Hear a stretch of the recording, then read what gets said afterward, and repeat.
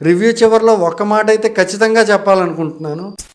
The Odyssey movie review. Homer అనే ఒక writer Greek mythology మీద ఆధారపడి రాసిన ఒక నావెల్ ని బేస్ చేసుకుని ఈ సినిమాని తీశారు. ఆ నావెల్ పేరే ఒడిస్సీ. బేసిక్ గా ఒడిస్సీ అనే సినిమా ఒక 75% వరకు ఏంటంటే సర్వైవల్ మోడ్ లో ఉంటుంది. నాకైతే ఆ సర్వైవల్ ఎపిసోడ్ మొత్తం చూసేటప్పుడు కార్తీ యాక్ట్ చేసిన యుగానికొకడు సినిమా అయితే గుర్తొచ్చింది. స్క్రిప్ట్ లెవెల్లో నాకు ఈ సినిమాలో బాగా నచ్చిన రెండు విషయాలు ఏంటంటే, ఒకటి డ్రామా, రెండు స్క్రీన్ ప్లే. టెక్నికల్ గా సినిమా అంత స్ట్రాంగ్ ఉన్నా కూడా యాజ్ ఎ హ్యూమన్ మనం చాలా చోట్ల సినిమాకి చాలా గట్టిగా కనెక్ట్ అవుతూ ఉంటాం. టు బి ఫ్రాంక్ చెప్పాలి అంటే ఆ టైంలో టెక్నికల్ డిపార్ట్మెంట్స్ పెట్టిన ఎఫర్ట్స్ కూడా మన బ్రెయిన్ కి రీచ్ అవ్వవు. దాన్ని బట్టి మీరు అర్థం చేసుకోవచ్చు ఎమోషనల్ డెప్త్ అనేది ఏ రేంజ్ లో ఉందో సినిమాలో. ఈ స్క్రిప్ట్ కి ఇంకొక బలం ఏంటంటే క్యారెక్టరైజేషన్స్, అలాగే కన్వర్జేషన్స్. సినిమాలో స్క్రీన్ ప్లే అనేది సిచ్యువేషన్స్ మీద ఎంతలా డిపెండ్ అయ్యి ఉందో, డిఫరెంట్ క్యారెక్టర్స్ చెప్పే డైలాగ్స్ మీద కూడా అంతే డిపెండ్ అయ్యి ఉంది. సో మనం ఖచ్చితంగా టూ మచ్ కాన్సన్ట్రేట్ చేసి ప్రతి ఆర్టిస్ట్ చెప్పిన డైలాగ్స్ ని గుర్తుపెట్టుకుని సినిమా చూడాల్సి ఉంటది. సినిమాలో 70-75% ఉండే ఆ సర్వైవల్ మోడ్ కన్నా నేనైతే 30-25% ఉండే ఆ లాస్ట్ 1 అవర్ సినిమాకే విపరీతంగా కనెక్ట్ అయ్యా.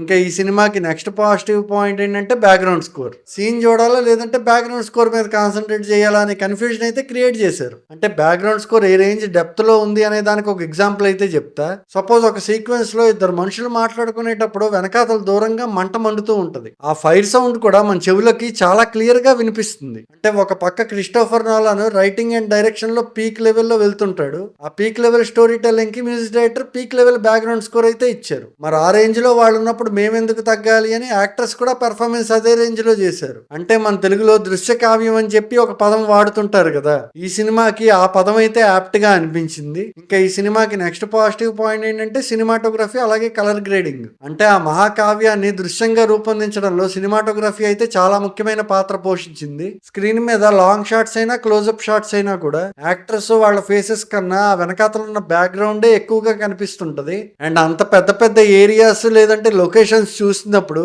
వాటి కలర్స్ కూడా మన మీద చాలా వరకు ఇంపాక్ట్ క్రియేట్ చేస్తాయి. ఇంకా ఈ సినిమాకి నెక్స్ట్ పాజిటివ్ పాయింట్ ఏంటంటే ఎమోషన్స్. సినిమా బిగినింగ్ నుంచి ఎండింగ్ వరకు డిఫరెంట్ కైండ్ ఆఫ్ ఎమోషన్స్ అయితే మనం ఫీల్ అవుతాం. నేనైతే ఈ సినిమాలో ఒక కపుల్ మధ్య ఉండే లవ్ అనే ఎమోషన్ కి ఎక్కువగా కనెక్ట్ అయ్యా. నన్ను పర్సనల్ గా అడిగితే నాకు ఈ సినిమాలో నెగిటివ్ పాయింట్స్ అంటూ ఏమీ కనిపించలేదు. ఇంకా ఫైనల్ గా ది ఒడిస్సీ సినిమా ఎలా ఉంది అని నన్ను అడిగితే నాకైతే ఇంకో 2-3 సార్లు థియేటర్ లోనే చూడాలనుంది. రివ్యూ చివరిలో ఒక్క మాట అయితే ఖచ్చితంగా చెప్పాలనుకుంటున్నాను. దయచేసి ఒక ఇంగ్లీష్ సినిమా మీకు ఇంగ్లీష్ లో చూసినప్పుడు అర్థం కాదు అనుకున్నప్పుడు, ఇంగ్లీష్ మూవీస్ ఇంగ్లీష్ లోనే చూడాలి అనే మైండ్ సెట్ ఉన్న వాళ్ళు మీ చుట్టుపక్కల ఎవరైనా ఉంటే వాళ్ళకి కొంచెం దూరంగా ఉండండి. ఫస్ట్ అయితే ఈ సినిమాని మీ నేటివ్ లాంగ్వేజ్ లోనే చూసేయండి. ఎందుకంటే ఈ సినిమా స్టోరీ మీద ఎంత డిపెండ్ అయ్యి ఉందో డైలాగ్స్ మీద కూడా అంతే డిపెండ్ అయ్యి ఉంది.